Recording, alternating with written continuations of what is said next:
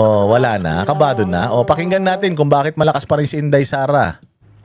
Ito personal take ko lang yung mga kalaban ni Vice President, kung gusto nilang manalo, I think it's about time they need to recalibrate their position, yung strategy nila. Yung playbook kasi nila, sirain siya, wasakin siya at all costs. At hindi effective. In fact, even right now, di ba? Yung trust and approval ratings niya, mataas pa rin. Bakit? Because unlike Jejo Marbina, who's a mere preference in 2016, yung tipo sa mga kandidato, parang siya yung pinakagusto ko, pero madaling sirain yan eh. Si Sara Duterte, meron siyang mga loyal supporters, yung mga tinatawag yung DDS, who will actually stick with her through thick and thin. Yes, as DDS will stick to the DDS or with the DDS through thick and thin. Sabi ko nga sa inyo, nakikita ko naman ito, bagamat konti yung mga nakikita natin nagpupunta rito, pero araw-araw may tao, araw-araw may nagpupunta dyan sa Senado. So, napakaganda. No? Ibig sabihin talaga, organic. Walang ano yun na walang hindi katulad yung rally kanina ng mga ng mga Pinklawan na nagpunta dyan, nagsisigaw-sigaw dyan. Hulihin si Sara, hulihin si Bato.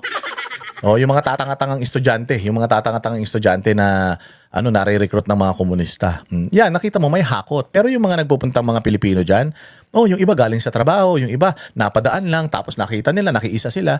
Organic yung mga Duterte supporters, hindi lang sa buong Pilipinas pati sa ibang bansa. So yung ginagawa nilang paninira, kulto nga kami, di ba? Kulto nga ang DDS. Hindi kami naniniwala sa kahit na anong maling paratang sa mga Duterte supporters. So anong sense nung ginagawa niyong paninira kay Inday? Makuha ninyo yung mga galit kay Inday, galit na kay Inday yung mga yan, pukin ang ina ninyo.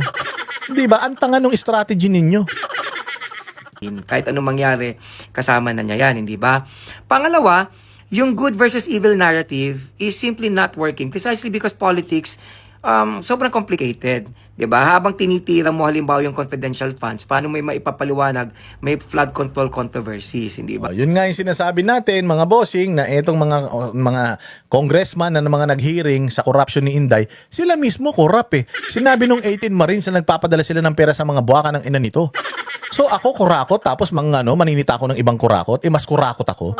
Hindi nyo mapapaniwala ang taong bayan doon. O hindi nyo mapapaniwala ang taong bayan na si Inday Sara ay ganito, si Inday Sara ay lustay, si Inday Sara ay ay kurakot. O kita nyo yung mga suot niya. May nakita kayong suot niya na kasing mahal ng damit ni Stella Kimbo? May nakita kayong suot niya na kasing mahal.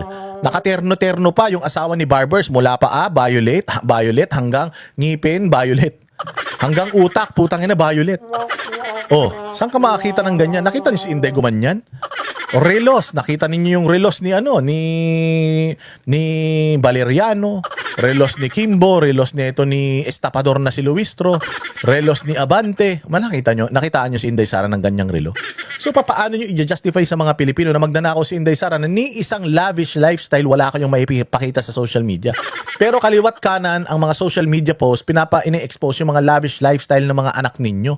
Yung mga anak ng mga congressman, mga anak ng mga kontraktor na putang inang papangit naman.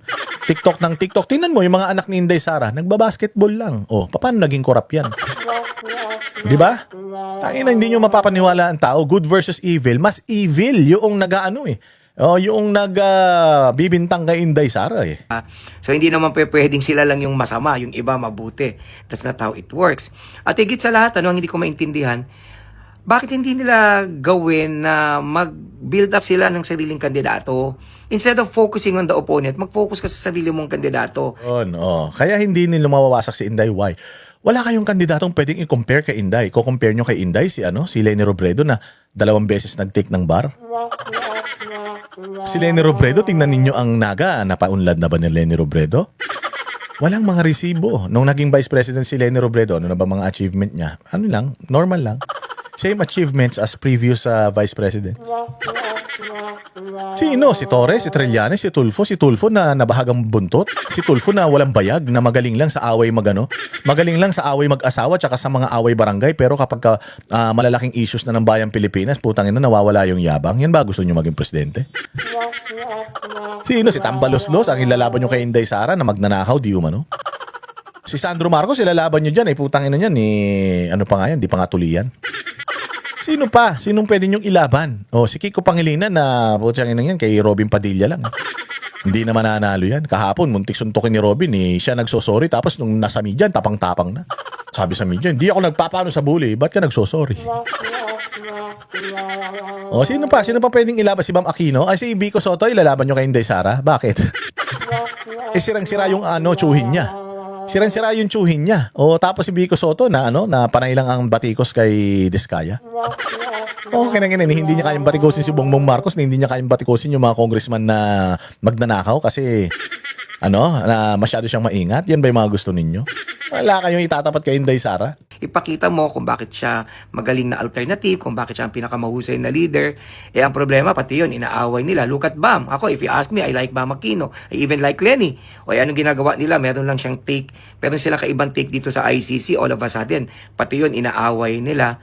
Hindi ba? Yun ang problema pag sobra kang moralista sa isang komplikadong lipunan. Magigising ka na lang, marami kang sinasabi, mapapahiya ka, di ba? Kaya nga yung never again yun, naging why not eh.